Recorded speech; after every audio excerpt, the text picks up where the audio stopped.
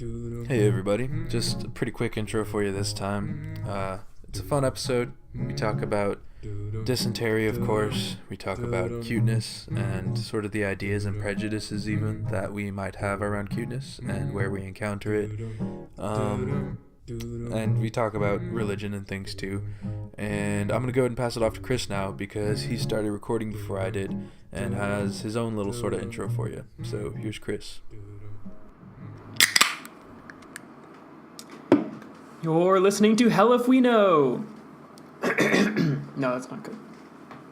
You're listening to Hell If We Know. This is a weekly podcast that my friend Jonathan and I do. We talk about religion. We talk about the Bible, one of the greatest books written by some dudes a long time ago. I guess if you think about it, almost all books are written by some dudes a long time ago, except for the ones that are written by girls and except for the ones that are written not such a long time ago. But these stories that we read from the Bible are oftentimes applicable today, and in today's episode, they are, I guess maybe we'll get Jonathan to see if they're applicable today. The one that we're reading today is one that you may know. Jonathan doesn't know it yet, but I'm going to tell you, the audience, a little bit before I get to tell him. And we are reading the story of Jonah and the whale, who actually was not a whale. It was actually just a big fish, but we'll get into that a little later. Currently just waiting for Jonathan to get on Skype. Maybe I'll do a little ad read here before we get to our official beginning of the podcast, which will probably be about 45 minutes of rambling that we cut up to be a little more interesting, and then eventually get on our way to the topic. So, first ad today, we are sponsored by Cass Fresh Beer in Korea. Just to let you know, all of these sponsorships are 100% non-official, and I actually have zero relation to the Cass company other than the fact that I drink their beer by the half dozen almost every weekend. So thank you to your sponsorship. Thank you for your generous ability to put your beer in the grocery store about a kilometer from my house and letting me walk there and buy it all the time. Still waiting for Jonathan here. Let's see, what else could we be sponsored by? I have an Amazon Alexa on my desk. I'm not going to say her name because as soon as I do, she springs up and wants to answer all of my questions. But as long as I spell her name, she never really has any idea what's going on. It's kind of great having a friend here only when you want her to be. And as soon as you want to have somebody to talk to, you can say, Alexa, tell me a joke. What's the internal temperature of a tauntaun? Lukewarm. Aha, okay. Hope you didn't hear that one. That was an example of a poor joke. Poor joke, Amazon. I don't know what platform you're sourcing your jokes for, but I think my standard of comedy is a little bit higher than that. Let's see. Our next sponsor tonight is what could it be? It could be this roll of toilet paper on my desk. I'm really excited to announce to you all that I've been using this roll of toilet paper on my desk for blowing my nose as the terrible Korean summer caters to my allergy. And here's Jonathan right now. Go ahead and click on that. And how are we doing here? Click on that button that says, "Hey, there's Jonathan. Can you hear me?" Awesome. I have been doing some sponsorship ad reads a little bit before you called me on Skype, so we already have about 3 minutes of fantastic content that I am excited for you never to hear until it's time for you to edit it, and it's about to go live. Are you recording? And now we have my responses to it. Yeah, I just opened, so I missed me saying, oh boy, I can't wait. But now they get that I probably said that because they can hear me saying that. Oh man, this is getting really meta really fast.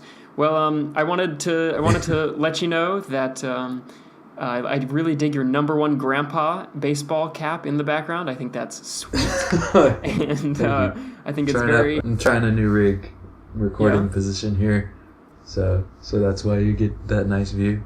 You have a good. I like the view. I don't really have a good one myself, so I apologize for that. But you do have a good. Hat collection there. You're a hat guy. I'm very much not a hat guy, but your hat collection there in the background is it's something to marvel at for sure, especially if you are also a hat guy. Thank you. I really appreciate that. And I absolutely am a hat guy, so that means a lot to me. Yeah. What do you drink there? Just water.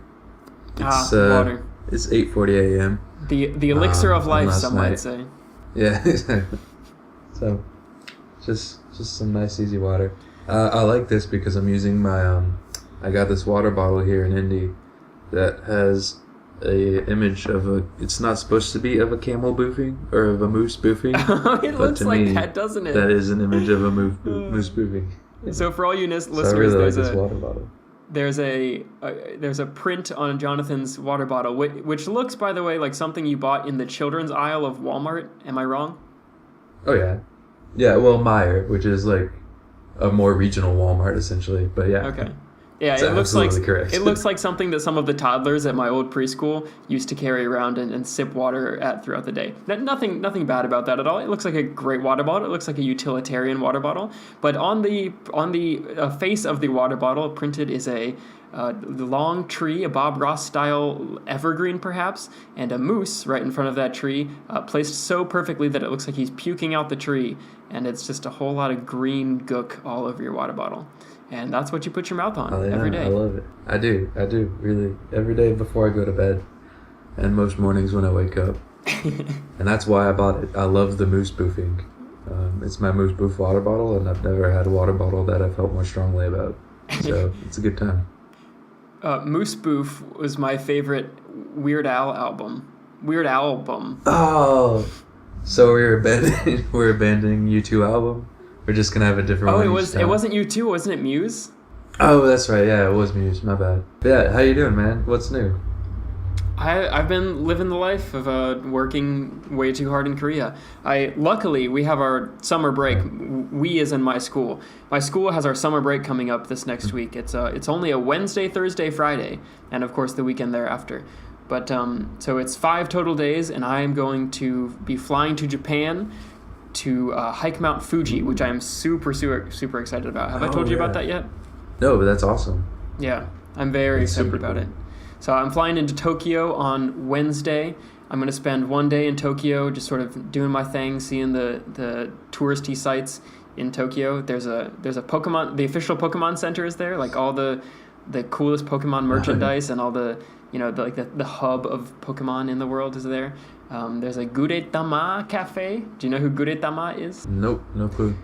Guretama is one of my favorite weird Asian characters that Japan has invented. So all of Asia has this odd obsession with characters. Like, characters represent everything to people, and they can represent a concept or an idea. Like, you might go to the doctor in America, and there's like an informational sign saying, like, if you have diarrhea, it might be because of this, and this, and here's what you can do to fix it. But if you go to a doctor in Korea, where I am, there might be that same informational poster with like a piece of, and it's got little googly eyes on it, and it's happy to tell you about all the things that are wrong with diarrhea. And so it's the same kind of stuff always, but it's always presented by a character. And everybody around here carries around a little like plushie toy with them. Like, everybody's got a little like Pikachu plushie toy. Remember our friend Betty from Germany? Oh yeah, never forget Betty. Never forget. She's from Hong Kong, and she was obsessed with Piglet, which at the time I remember we thought, oh, it's so cute. Like, Betty loves Piglet, and she's like a pretty much grown woman. How cute that a grown woman loves Piglet that much. But I'll tell you what, disappointingly enough, Betty's obsession with Piglet is just on par with everybody else's obsession in Asia with characters and weird little cute things like that. Well, the optimist in me, which isn't really much of me, but the optimist in me wants to be like, oh man, that means everything in Asia is adorable. But that's also like really demeaning to Asia and like the actual like adult and mature, and that, like, I don't know, it's one thing, like, part of me is like, oh, it'd be nice to look at it as, instead of it just being ruined for everybody, it's all cute.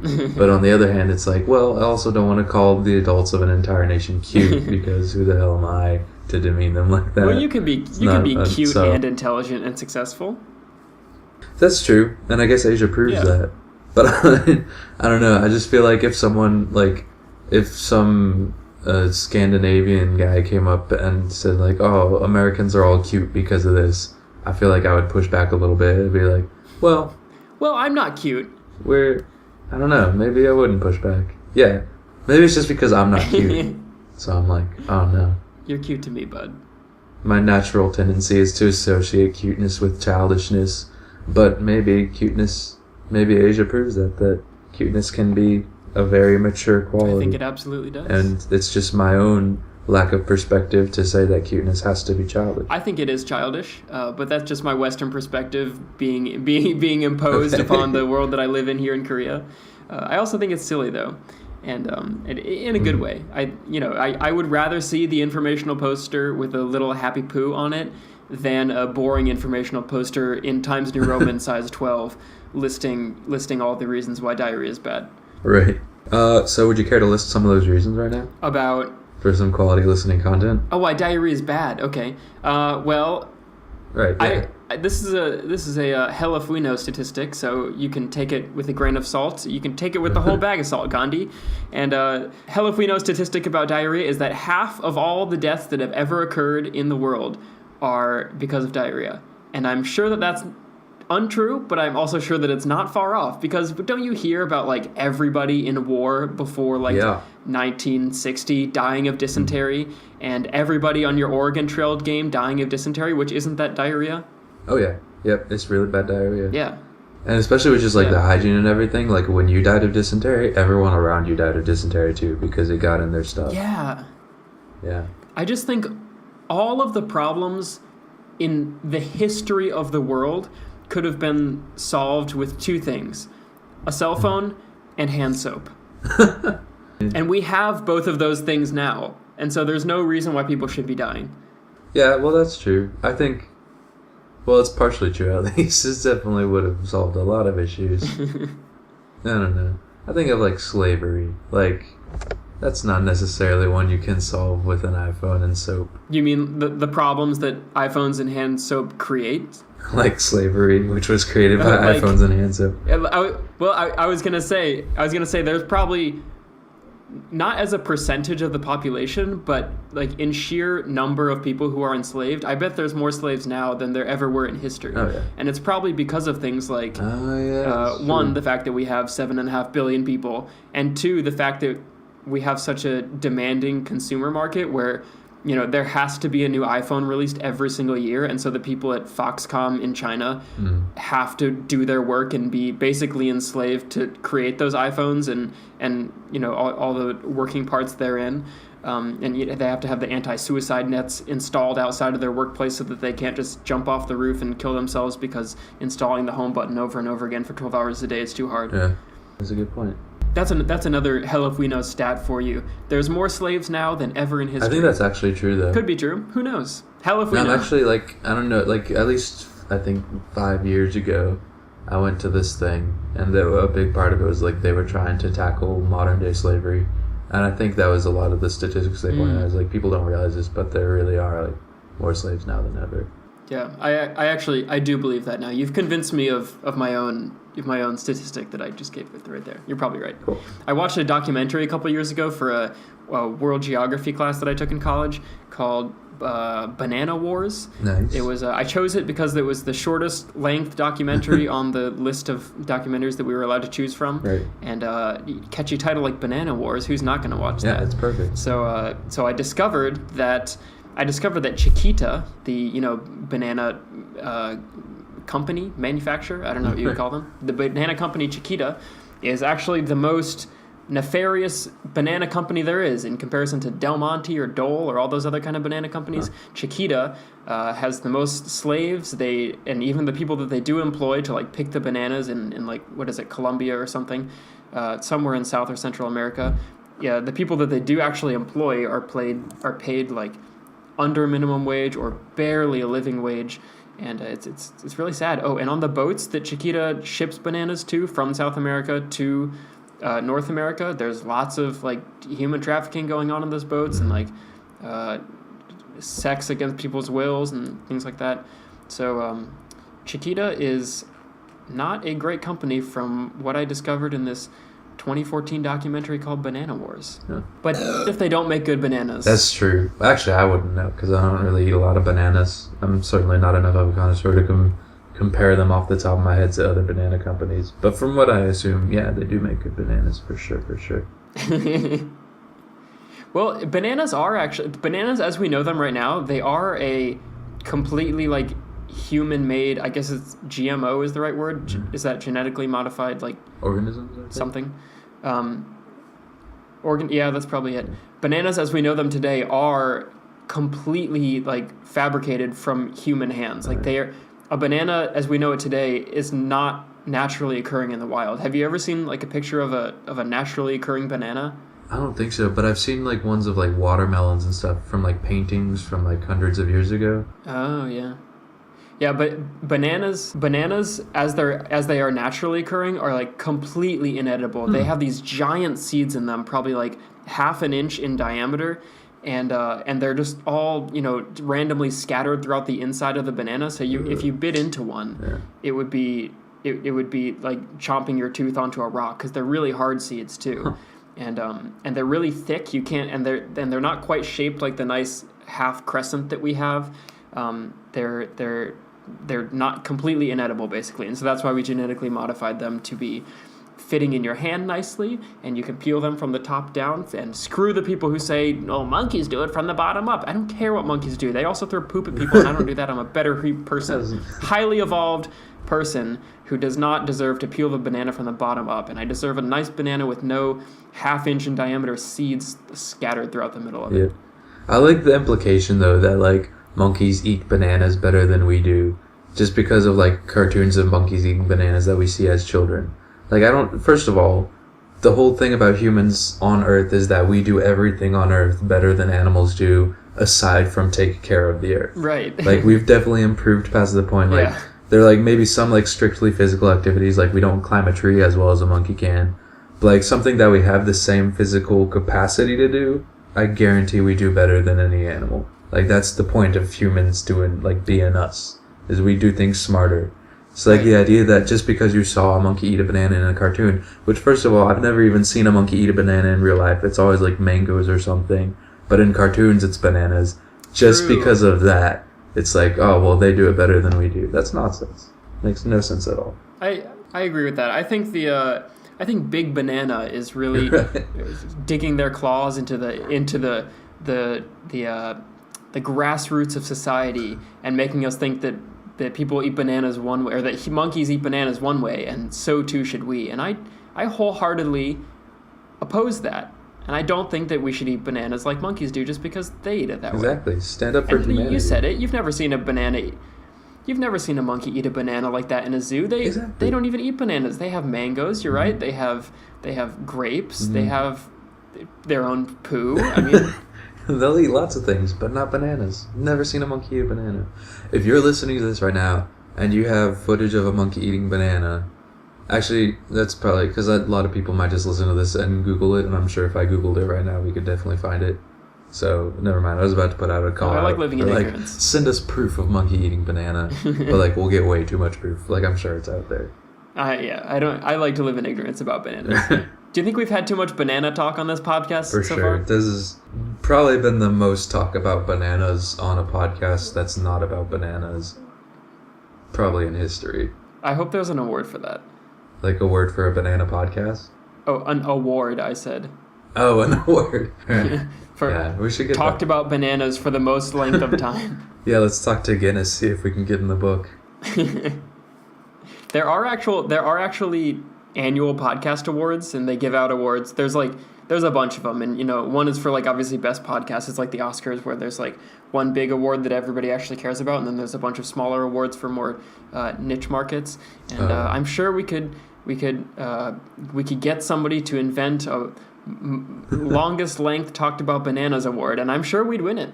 Yeah, because that was pretty good. Let me check my Audacity here. That was probably a good 15 minutes. Yeah. So, yeah. Good for us. I really hope I don't hope we ever win that big award, because I'm not that ambitious, but I think it would mean a lot to me to win one of the nonsense awards at that, so I really hope maybe that's something in the cards for us. As long as it comes on an engraved wooden plaque that I can hang in my house. Right, exactly. I would definitely appreciate that. Yeah. So I have a brief interruption to suggest. is because your Wi-Fi is much better than mine, and I've noticed, because I don't know if this is real science, but I called you and it seems like there's a bit of a lag and stuff going on. So do you want to try hanging up and you call me and see if that improves it? I can try that, yes. Okay, cool. Should I hang up on you real quick? Yeah. Okay, call you back. Alright, so now we're all alone, and he's probably saying something similar into his Just hung up on J-Dog. Let's video call this but boy back. I just want to say, while he's Hopefully not it's there, better. something that I've been dying to say on this podcast for a long time now. Ooh, that was a good one. Hey, Chris, you're back. Yo, I cannot see you, but it's loading, and I hope to see you in about 3, 2... There we go. Perfect. That was a good countdown. It worked for me, too. Also, the audio is coming through a lot more clearly, so I think this is working so far. It must be like... I remember in high school when I used to play a lot of Call of Duty, like, somebody in your lobby would have, like... would be host. Like, they would be hosting all the other people, and they'd be, like, pinging their signals off of your signal. And you always wanted somebody to be host who had a really good internet connection. And I was never that person, but now it looks like today I perhaps am. Congratulations. You have better Wi-Fi than Jonathan, the young adult volunteer. I tell you what, this internet in Korea is no joke. Like, the one thing that Korea does a couple of things right. One thing that I appreciate that they do right is that they eat bananas from the bottom. Is real good. They eat bananas from the bottom. No, I would move straight the hell out of here if that were the case. No, their internet is real good. That would be the final straw. After all the things you've said about Korea on this podcast, that'd be the one that really just does it in. Absolutely. Yep. It would be the straw that broke the proverbial camel's back there. Exactly. Speaking of camels... Is this our brilliant segue? It could be a brilliant segue if I were talking about a passage that involved camels, but I'm not. I thought it was going to be like the Eye of the Needle one or something. Well, I know that I also thought that. I thought that might have been a good idea. It's not the Eye of the Needle one, but we are talking today about something that happened in probably what do critics agree on? Modern days Iraq, Iran. I mean, it depends on I don't know. You're talking about the whole Bible right now. You're gonna have to narrow it down. So. Okay. There's a little city called Nineveh. A long time ago. Oh, yeah, I don't know. Somewhere in the Middle East. That's where Nineveh... Actually, does Nineveh still exist? All right. I feel like it might. It might even. There's so many old cities that are like still have the exact same name as they did way back then, and that is just unbelievable to me. Like, there's a Bethlehem, isn't there? Oh yeah, there's definitely Bethlehem. Nineveh. There's obviously like Jerusalem is still a place. Israel is obviously still a place. Right. Like Jerusalem is in Israel, so. Right. Oh, did it? Well, that was the whole thing. I think 49 was when they founded Israel or something like that, and that's why there's that part, or that's part of why there's that conflict there today. It's because it kind of just took land away from everyone else. That treaty after World War II, right? Yep. Well, it was probably something like they had been persecuted so much throughout World War II and the Holocaust and everything that all the Allied forces who won World War II were like, oh God, I feel so terrible for these people. We just got to like give them their own country. We feel so bad for them. Honestly, that's like the greatest gift ever, is to be given your own country because of how terrible the world has treated you. I think that is really the pinnacle, the golden calf of winning right there. Right. The golden calf wasn't a good thing, though. If I were given a golden calf, I would appreciate it. That's true. The other thing is, like, I think I'd rather not be holocausted and not get my own country than be holocausted and get my own country. I can't speak for everyone that's happened to, but I feel like hypothetically, and also I can't speak for myself because it hasn't happened, but theoretically I don't think that's how I'd want my life to go. Yeah, there's some alternate universe, like some alternate Rick and Morty style universe where only Jonathan Freemans across the world have been holocausted, and they have their own country called what would it be called? You decide. Oh man, that's a lot of pressure. Jonathan Land. That's the name of a drinking game I invented up. So I like the idea of naming a country after a drinking game that sounds like it was named after a country. That definitely, that's very apropos of of something that I think all Jonathan Freemans would appreciate. I was thinking something along the lines of, What was that country that the guy tried to invent maybe like a year and a half ago called like Liberland or something? Oh yeah, I remember we mentioned it in the 1 year vlogs from Study Abroad. Oh yeah, we did. Yep. Oh, So yeah, man, that's good the only times. reason I remember that though. But yeah, it was like I think that was Liberland was the name of it. Yeah. Well, that means like free land, and if your last name is Freeman, then it could be. Oh You yeah, could just have the English version, which is Freeman. that's true. And I am actually, so I am a U.S. citizen, but I'm also a certified nobleman of the Principality of Sealand. So in a way, I do have that. What the hell does that information. mean? The Principality of Sealand is a little like Air Force bunker off the coast of Great Britain, just barely outside the limit, so it's in international waters. And it was used, I believe, in World War II very mildly. And then after the war was over, the British Navy or Air Force or whatever it was that owned these places, there were a number of these, and they demolished and or sold most of them. But for some reason, this one was just left out there. And so this really, really rich British dude at the time was like, well, I'm going to go out to this little bunker in the sea, and I'm going to declare it my own country.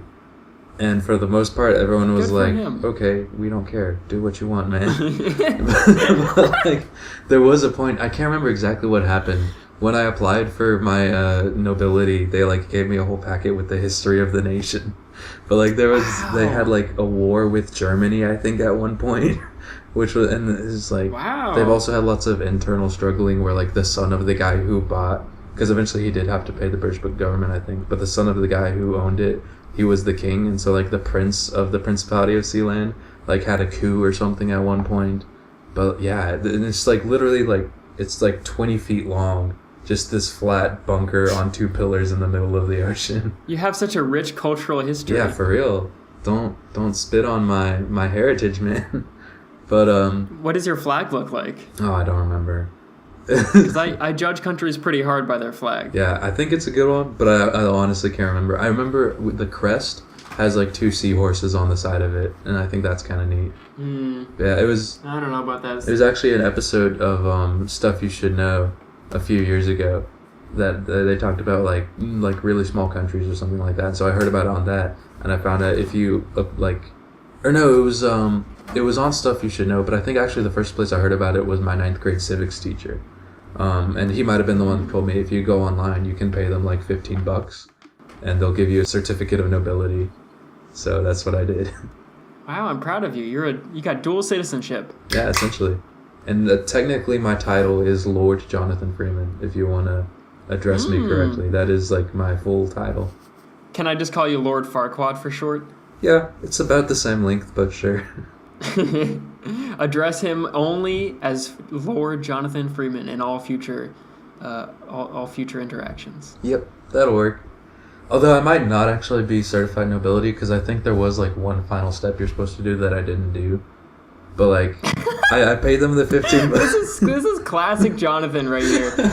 You could have dual citizenship in one of the like smallest populated countries in the world. It could be a really cool bragging point. This could be your Tinder profile. It could be something you drop on the first date to have somebody really interested in you right off the bat. And Jonathan just goes, never mind. Well, that's the thing. I feel like it's even more interesting now because I'm like almost a nobleman, you know? It's like I have the whole story still. It's just attaining like your dual citizenship. Exactly. Yeah, and it's like, oh, I'm not so proud or ambitious that I have to be a nobleman. I'm more interested in the story of it. But yeah, I think it was because like the thing is, I sent them the money, and then they sent me the packet with all the information, and it had a certificate in it. And I think the thing is, there was a lot of packets within that packet. And I remember reading at one point, and it's like, yeah, and just send this one form back, and so we'll send you like the official certificate. But like that, there was already a certificate in there, so I was just like, that's good enough for me. And that's all you wanted. Exactly. I wanted the story, and I wanted something that said Lord Jonathan Freeman on it, and so I've got that, and I'm happy. Wow, what more can you ask for? An official piece of paper saying your name on it in a bunch of words. Yeah, exactly. It's pretty cool. I've got one of those. That's all we're asking. That's all we're asking for those of you who are voting for us for the most talked about banana podcast. We just want a piece of paper with our name on it. Exactly. It doesn't have to be very official. It just has to be signed by someone who matters in the podcasting world. And it has to say Chris Auber, Jonathan Freeman, banana. Maybe a little more than that. That's all I have to say. That's the minimum. Yeah. I want a picture of Andy Warhol's banana, too. I like that. So, we had a good segue a minute ago. And then I threw the whole thing off with the principality. Stupid thing of... I'm so sorry. Well, let me jump into it then. Yeah. This is the story all about how a boy named Jonah got sucked right down to the bottom of the sea and sucked up by a whale and then spit out 3 days later on top of some city named Nineveh. Nice. Yeah, the beat kind of fell off there towards the end, but you get the point. Yeah. This is the story about a little boy named Jonah. You know a lot about Jonah, Mr. Freeman? I'm sorry, Lord Freeman? Right, thank you. I know a little bit about Jonah. I know he was... Well, let me... Yeah, you go. You're the storyteller today. Sorry. Yeah, I'm telling Jonathan a story today about a boy named Jonah. This boy named Jonah was a prophet during the time of prophets roaming the world, and I am pretty certain, if I'm not mistaken here, that the only prerequisite for you saying that you're a prophet is vocal cords for you to tell everybody that you're a prophet. So maybe not as impressive as we'd like it to sound. Anyway, so there was a prophet named Jonah. Like I said, he called himself a prophet, and that was good enough for most people. Jonah was a part of a group of people who I don't remember their name exactly, but he and his group of people hated the Ninevites. The Ninevites, let me tell you, were a group of sinful heathens hailing from the city of Nineveh. Nineveh is a city which we had already talked about earlier, may perhaps still exist to this day, but hell if we know. Oh, it doesn't. I checked. Oh, it doesn't? Okay. Do you know what country it would have been a part of if it did still exist today? Let me look real quick. It would be interesting to see. It was in ancient Assyria. Syria. Near Mosul, so modern-day Iraq. Okay. Iraq, Assyria I was right. went through, like, Syria and Iraq and stuff. So, yeah, okay. You're right. Cool. Yep. So these people, these Ninevites who lived in Nineveh, were sinful people, completely letting sin categorically run their lives. They were, all pieces of the 9 circles of hell they were sending their dead to. And it was just not a good place, so thought Jonah and his crew. Well, one day, God comes to Jonah, as happens frequently to prophets, and says, Jonah, we need you to do something for me. He's using the royal we there because he's God, and he can do that if he wants to. Grammar doesn't really apply to him. Right. He said, Jonah, I need you to do something for me. Well, I think that's where the royal we comes from, too. Is from, like, the whole... Sorry to interrupt again, but the Trinitarian stuff. Although this would have been... Never mind, this is pre the concept of Trinity. So, never mind. I don't know. Well, a lot of the royal we comes post-Trinity, so I still think that's where royal we comes from. Is like the idea that... Well, no, because also in Genesis, the Babel story, God refers to God's self as we there. Never mind, now I'm just like confusing. Sorry, you go with the story. This could take a while if I just go on this. So you go down this thought loop. Okay. So God tells Jonah he's got to go to Nineveh, and you've got to tell these local yokels that the way that they're living their lives is disastrous, and they've got to change their ways right away, or he'll kill them all. Boom, boom. And that's where I want to insert the SVU, that noise that it makes at the end of SVU. And I wanted to say executive producer Dick Wolf, even though I've never met Dick Wolf. But so that God tells Jonah that he's got to tell these people that the way that they're living their lives is sinful, it's disastrous, and it's not up to snuff with the way that God wants to run his life. Jonah, however, is a little opposed to this, and one of the reasons is because that there has been a whole slew of prophets who have been told to go to Nineveh by God and other outside forces before, and they have all been treated pretty poorly by the Ninevites. The Ninevites were a savage group of people who did not want to have anything to do with being told how to act by outside forces, and they had a tendency to kill any prophet who showed up on their doorstep saying, hey, change your ways. Many were crucified, many were killed in other barbaric ways, and it was just a disaster that Jonah did not want to get himself into. So Would they have been crucified, really? I thought that was a Roman practice. It was crucifixion only Roman? I thought it was just like for anybody who claimed to be a prophet that people weren't down with. I could be wrong. Yeah, I think it's Roman, but I mean, hell if we know. So, Okay. Sorry for another interruption there. No, these interruptions, they add substance and character to the story. I like it. Cool.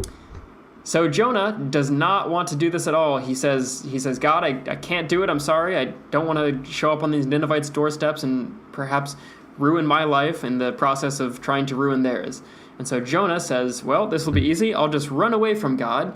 Classic mistake right there. We all know where this is going. Jonah runs away, and he goes to a shipyard in a different city not too far away.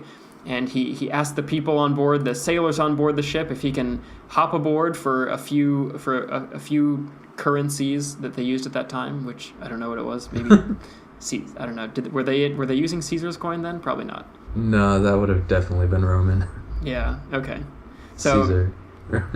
So he pays a few schmeckles, if you will, maybe a few rupees or whatever coin they use in Pokemon.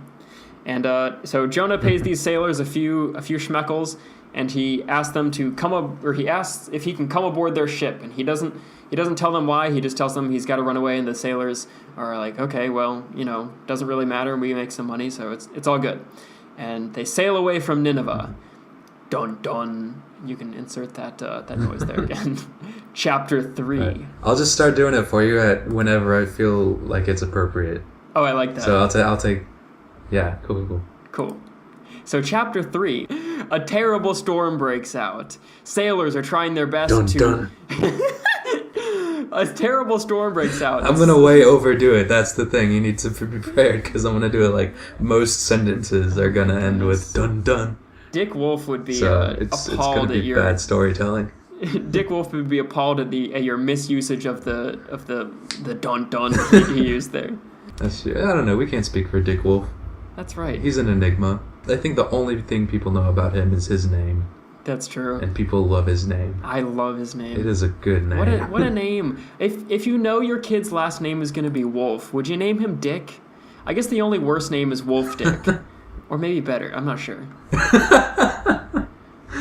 Yeah, no, Wolf Dick is probably the worst name. Anyway. Dun dun. So a terrible storm breaks out. A total just upheaval of all the forces of nature while Jonah and the sailors are on this ship. But Jonah is fast asleep below deck while all the sailors are trying their best. All the sailors are trying their best to sail the ship away from the storm and batten down the hatches and nautical miles and sea cows and all those other terms that I'm not quite sure how to use. Sea cows like manatees? I learned that from SpongeBob. You're very correct. Oh. So the sailors are have no idea what was going on. This terrible storm just breaks out of nowhere, and they run down below deck and they say, "Jonah, wake up! Like you've got to help us steer the ship in the right direction, and you need to pull your own weight here." And what is going on over there on that side? I was trying to do the Law and Order sound effect like as it actually is, but it has a lot of reverb on it on the real thing, so it just sounds weird. Okay. Sorry. Yeah. It's all good. I'm just gonna abandon that now because it's been too much distraction. I apologize. I like the analog version that you've been doing, which is where you just say the words dun dun. All right, I'll go back to that then. Cool. So the sailors go down to Jonah and they say, "Dude, you got to pull your own weight. Like, come on, let's go." And Jonah says, "I can't come out because my Lord is after me." I think he had told them previously that the Lord was after him, but they weren't the same religion as he was. They didn't really know what was going on. They just said, "Whatever, pay us your schmeckles and get on board. We don't really care who's after you. We'll get him away." And eventually they find out that Jonah is running away from his God. And everybody knows you can't run away from a God. That's kind of their whole thing, is that mortals can't just disappear from an omnipotent force like a God. And so the sailors find out why Jonah's running, and they get mad at him because they know that he now has caused the storm. And so their first reaction is, well, okay, Jonah's still a dude. We gotta save the dude's life before we can potentially save our own, and so we're just gonna throw everything overboard. They get it all overboard, and hopefully the ship won't sink, and all will be well. So all the inanimate objects go over the boat first, but the storm is not subsiding. It keeps persisting like a star in the night, but a bad star, a star that like you don't like. Right. And we all have those stars. Jonah finally decides, okay, guys, gosh, I'm so sorry. Like, we can't, I can't go on lying to you. The storm is because of me. I've got to throw myself overboard, and I'll save you guys. And the sailors probably looking around like, well, he said it, not us. So, like, if you want to throw yourself overboard and save our lives, that's on you, not us. And so he goes ahead and casts himself overboard, and the storm immediately subsides.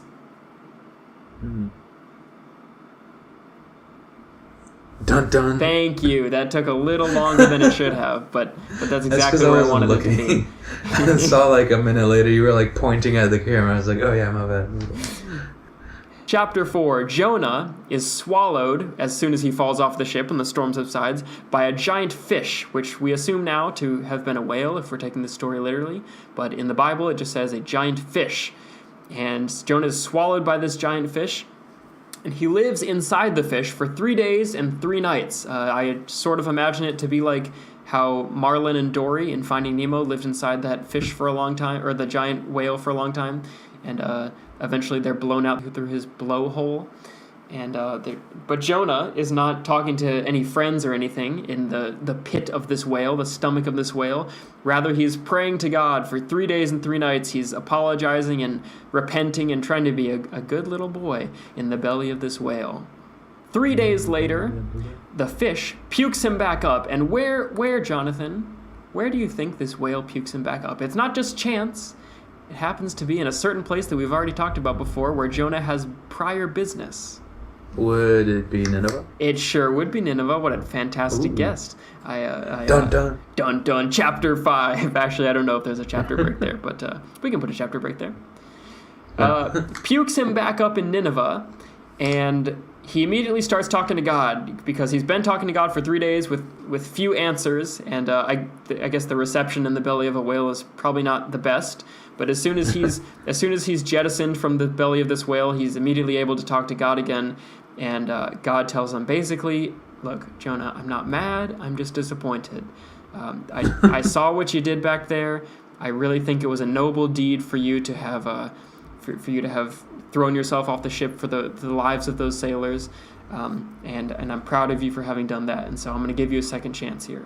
But I still need you to do what I originally told you to do, which is go to Nineveh, which conveniently you're now closer to than ever. You can just walk through the gates right there. I need you to go tell the Ninevites that they're sinning. They need to repent. They need to apologize for all the ill will they've imposed on the world. And they need to listen to me. They need to follow me now. So God tells them, basically, I'm not mad. I'm just disappointed. You've got to go back to this city. You've got to do exactly what I told you. And you've got to tell these Ninevites that they're living their life the wrong way. So Jonah says, okay, I believe now. I'm sorry for ever having doubted you. I'm going to go do this. And if it ends up poorly in my favor, then that's it's okay. It's all in the name of a greater power. And so Jonah begins prophesizing in Nineveh, telling them basically that they're and this is the most important part. He starts a countdown. He says, "You guys have got 40 days. God told me that you've got 40 days to repent and apologize and do your thing and become better people, or else God is completely destroying your city."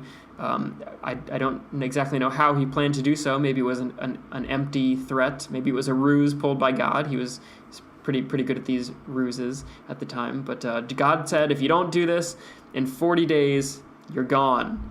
And so I'm sure Jonah probably put up like a basketball score counter in the city center and with a 40 days on it. And they were counting down. But no need for that, because pretty quickly, all the Ninevites actually started to listen, and they started following God almost immediately. They stopped sinning very quickly. They started fasting, and they started wearing burlap sacks, which I don't think is something that God told them they had to do, but I'm sure he was just pleased as peaches that they started doing, because it just meant that they were, following him just because he said so, and wearing burlap sacks make you feel humble or something, and so just that was just the cherry on top to God's plan here. And so... Well, there's like a bit of a tradition to the burlap sack thing. And that's not just even... That's a lot of religious traditions do that, is like wearing uncomfortable clothing. Just the idea of not becoming comfortable, no matter where you are, what your situation is it's almost like a reminder of your reliance on God, and it's a reminder of like your position on earth, and like a humility thing.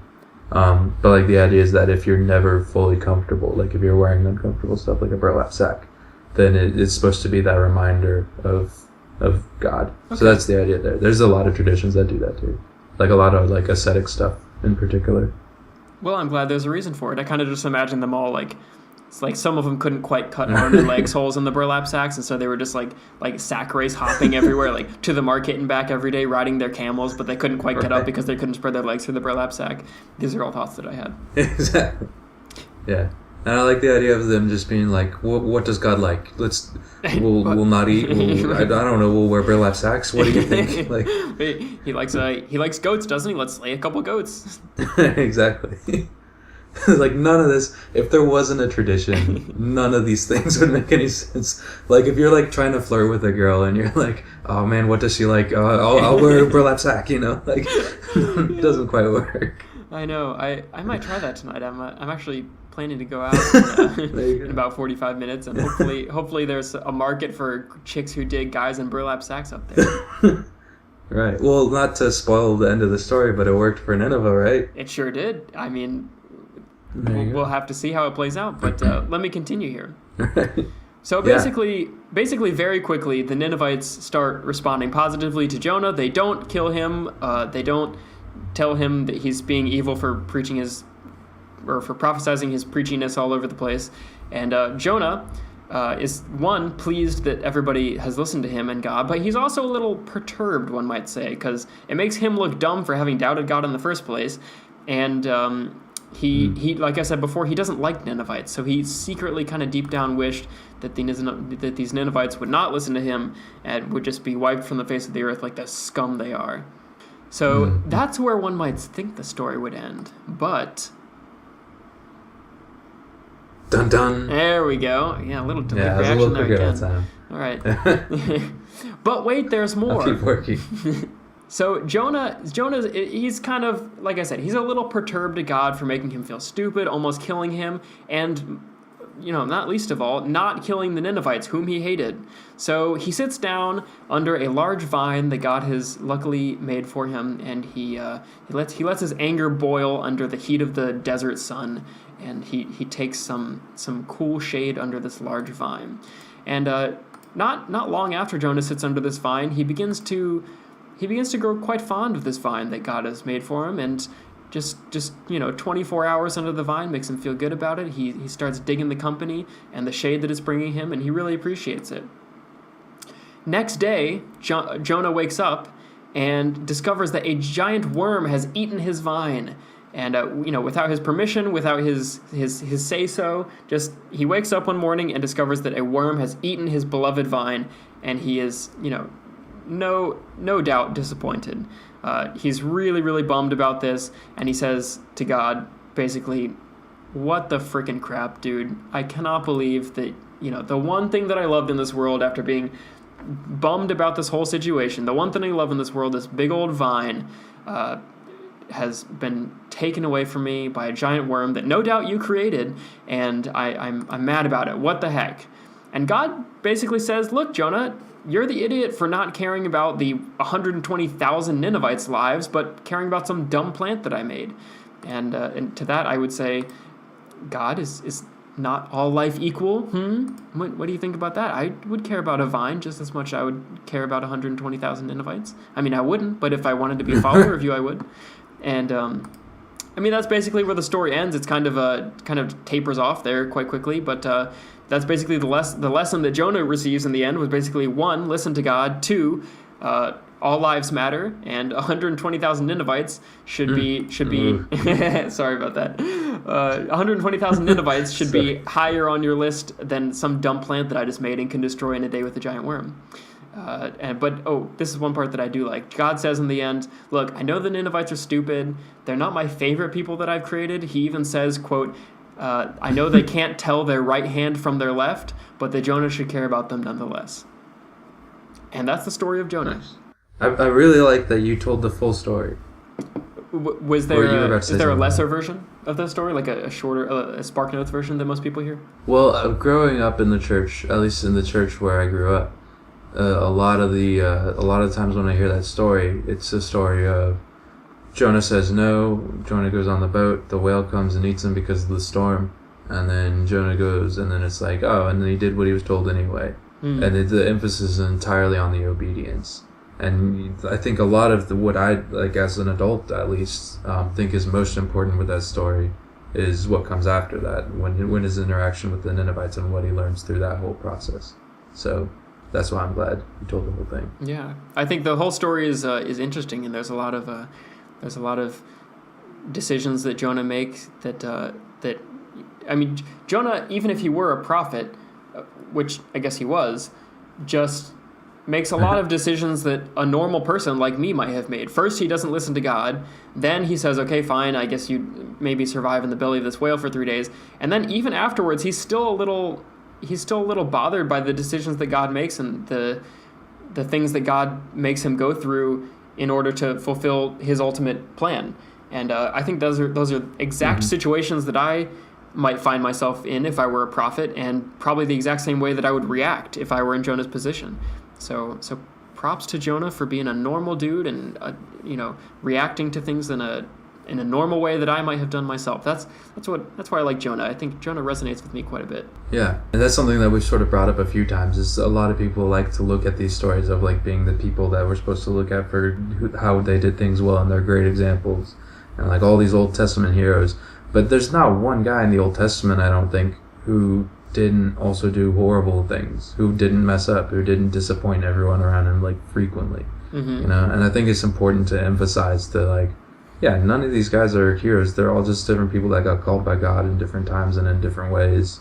And regardless of where their past was or where the future held, like or how many times they messed up, like, they're still like part of the story. Yeah, if God's got a plan for you, he's going to make you fulfill that plan in one way or another, no matter how hard you try to escape down the belly of a whale. Exactly. I like that. So this is a pretty straightforward story for if you are a religious person. I mean, it's basically stating, like I just did, follow God, and if you don't, then he'll make you follow him anyway, or in some roundabout way or another, and that if God doesn't like the way that you're living, he'll threaten you with a 40-day countdown. But what about I guess the whole Bible was written for people who believed it, wasn't it? But what about for people who don't quite believe in the Bible or don't quite believe that it should dictate the morality of their life? Is there a lesson that those kind of people can take from the story, do you think? Yeah, I mean, I don't know. I feel like the lesson is a good one, whether or not part of my like change in emphasis as I've gotten older and focusing on the second half of the story. I think that specifically is something that you can listen to whether or not you believe in God. And I mean, also, I do believe in God, so I'm a little bit biased here. So feel free to chime in with your ideas on it too, which I guess is what you're probably getting at. But I think the idea that even the people that, everyone hates, like the outcasts and everything, which is a constant motif throughout scriptures, the idea that there are people who society has deemed unworthy or just horrible for whatever reason, even they deserve the chance to receive love and the chance to show love and the chance to grow and to learn and to, abound in grace or whatever kind of biblical language you like to use. If that even is, I don't think that is biblical. I don't know. I've definitely heard that phrase in church before, though. It's definitely religious language. Yeah, it's at least ecclesiological, which is the word I like to use because it sounds smart. That's a lot of syllables. Yeah. Yeah, I realized as I was saying it, because of the logical at the end, it was more syllables than I was prepared to say. You know, sometimes like you know the word and that's fine, but then you start talking and you're like, oh, I forgot about that syllable, and it just feels weird that happened just now. Right. But yeah. Also, adding ogical to the end of any like prefix makes it sound smart, just because like you're starting at a baseline of 3 syllables with ogical. Exactly. And if whatever you've got before then is only cherries on top to the ultimate idea of making you smarter when you use that word. Yeah, exactly. So that's why I said ecclesiological just then. But yeah, no, I think so. That second half where it's like, okay, the Ninevites, you know, everyone thought that the Ninevites were the worst possible type of person. You know, in the VeggieTales adaptation of the story, they're slapping everyone with fishes. How dare they? I know, right? It's atrocious. But the message of the fact that these lowly people that everyone hates are the people we need to be ministering to in just a loving sense, and in a gemeinsam kind of way. So I think that's the message that you if you want to, you know, obviously if you're not religious, you don't have to go to scripture for your moral lessons by any means. But if you happen to be a religious or atheistic or whatever, and you happen to go to, well, this is in Genesis, right? I'm pretty sure you're right. Let me look that up to make sure. Keep talking while I do that. Well, assuming it's in Genesis, like if you just happen to be that type of atheist that likes to read Genesis, you know, and you want to get something out of it, that's something I think you can get out of it. And the other thing I want to say is it's easy to like look at this like really old story about Ninevites and be like, yeah, of course the Ninevites deserved a second chance. Of course they deserved to be loved and to be part of a community and to be respected, just like the other people in the story were respected, or respected themselves at least. But like, that's because we know, like here in the future, that at least according to the story, the Ninevites turned around and it was easy to love them. But the idea like that, I think for me, it makes this story so important, isn't that the people who ended up being such great people deserved the chance to be loved and to have, you know, that community come and embrace them. But I think the idea that even if it's someone that necessarily wouldn't turn around, the idea is that we need to give them that chance anyway, you know, because even if they're slapping their friends with fishes. Exactly. Even if they keep slapping their friends with fishes, like, it's not like a one-time deal, I think. And that's where it sort of becomes interpretation as opposed to just like, because with Jonah, he just said it one time and they were like, you're right. And so that was cool. And he also did have a big looming threat that I guess helped. I don't know if it would have worked without that. But a lot of times I think the Christian message and a lot of the Jewish message and a lot of the message in any religion that I think is so valuable is the idea of loving the people that are hard to love, which everyone knows in their head. But like in practice, it's just not that simple in a way. Like if you look at, I don't know, I'm trying to think of a really good example that like won't mention someone who might listen to this someday and they'll be like, oh, it's hard to love. So I don't want to like call anyone out on that. Well, no, we all know people in our lives who are difficult to show grace, who are difficult to love. Yeah, exactly. So picture that person, that one person you got in your mind. Mm-hmm. I have that person in my mind. You have that person in your mind. I'm choosing between a bunch. Oh, you're choosing through multiple people? Okay. Yeah. But I'll just picture all of them. In a group. Yeah. Oh, God. Just a club of people I don't want to be near. With a no Jonathans allowed sign stuck on the outside of their treehouse. No, I think most of them don't hate me. Or maybe I'm just like really egotistical, but I like to think that all the people I don't like being around really like me. Ecological, you mean? Yeah, ecological is what I mean. Just put logical on every word now. That's what I'm saying. Automatic 3 syllables, automatic smarter. Yep. Even though egotistical is the exact same number of syllables. But anyway, yeah. Logical, yeah, you're right. Right. Where was I going with this? Oh, but were you going to say, like, to treat everyone with grace, even if they're slapping people with fishes? Yeah. And the thing is, I'm trying to think of a way to say this that isn't just, like, hokey, like, oh, yeah, love your neighbor, like, that same, everyone knows it, everyone's heard it a million times. I'm trying to think of a way to say it that really, because for me, it's had an impact that goes beyond that. I think, okay, I'll do a political example, because that's a good way. That's something that I relate things back to a lot. Is a lot of times, like, I wouldn't say I'm a Democrat, but I'm certainly left-wing. I'm certainly very liberal. You're aware of this. I think the listeners of the podcast are probably aware of this at this point. And so I think a lot of times, just not talking about, like, Democrats right now, but talking about our society, like, America tends to look at, like, the enemy as, like, Islam or as, like, Middle Eastern nations or, you know, whatever. And so I think one thing that Democrats like to do a lot, looking at that image of the enemy and to say like, no, we love them. Looking at that image, I can't say at that. That's the second time in a row I've said that at. Looking at that image of having someone who's different, of like a culture that's seems to be in opposition maybe in some ways to yours, and saying, no, we need to love them, we need to be open to them. And I think that's what Democrats get right. But the thing is, there's at times that doesn't necessarily seem like the other. That's not the Nineveh that I think I need to be loving, because it comes naturally to me a lot of the time to love people, because I have more in common with a Muslim, with a liberal-leaning Muslim, than I do with a conservative white male Christian, you know? And I think that's what I'm trying to get at, is like, it might seem like you're doing the good thing about loving the Ninevite just because some people are saying that this is the Ninevite, but I think you need to look at your personal Ninevites in a way, which feels weird. But like, you get what I'm saying? Like, for me, my personal Ninevite, it's easy to love, like, the people who look different or have different faiths, because we're all united in our stance to like actually stand up for one another. But loving our enemy and loving the people that are hard to love, in terms of loving the people that are against those people, I think that's where I struggle, and that's the point that I'm really trying to grapple with these days, in terms of like, you know, loving our neighbor, loving your enemy, loving the other, you know, and especially with this example, like having the Ninevites, the people that like on every level, culturally, politically, seems to be in opposition to what you stand for. There's obviously that weird balance of where you have to be able to keep standing up for what you stand up for, especially if it's something as important as like civil rights or whatever. But there needs to be a way to do that also honors the image of God in your political or cultural opponent.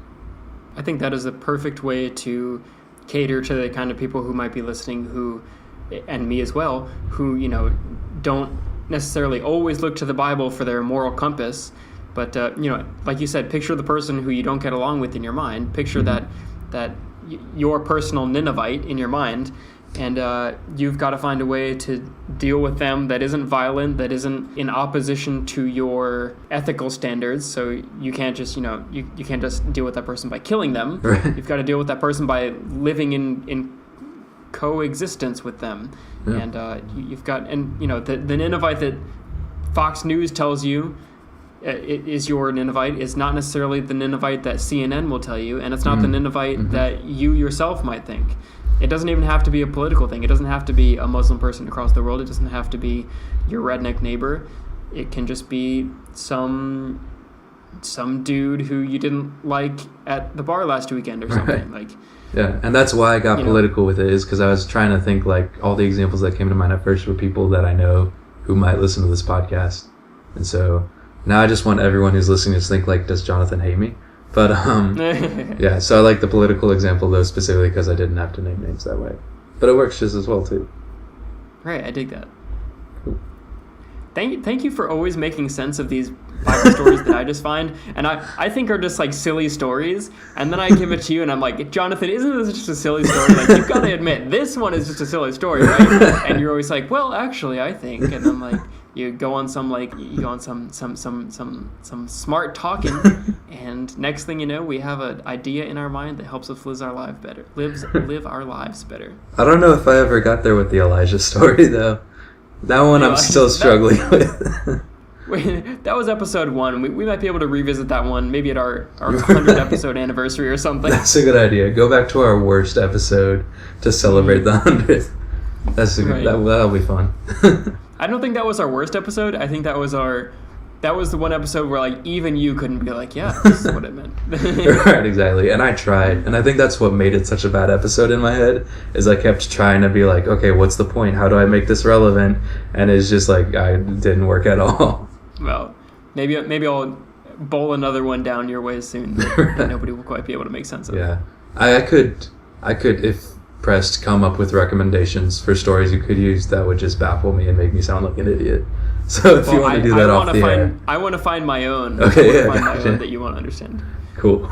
Well, I look forward to that. Because I like it better when I find one that I think you want to understand, and then you do, and you smack me with some knowledge, and I'm like, cool. I enjoy that too. Thank you. You're making me blush, man. Let's change the subject. Well, I actually have to go in about 7 minutes, and I've quite got to pee. I know this was a short episode, but would you like to sort of taper off here and maybe do an outro or something? Yeah. So thanks for listening, everybody. I'm Jonathan. Yeah, thank you. And I'm Chris, and we are Hell If We Know, Yep. when our powers are combined. Right.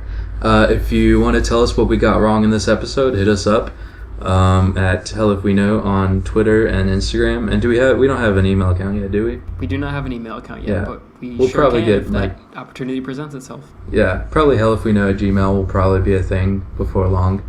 We'll have to check on that. But yeah, let us know what we got wrong. If you have any ideas or thoughts or things you want to share with us, we'd love to hear from you. And yeah, thanks again for listening.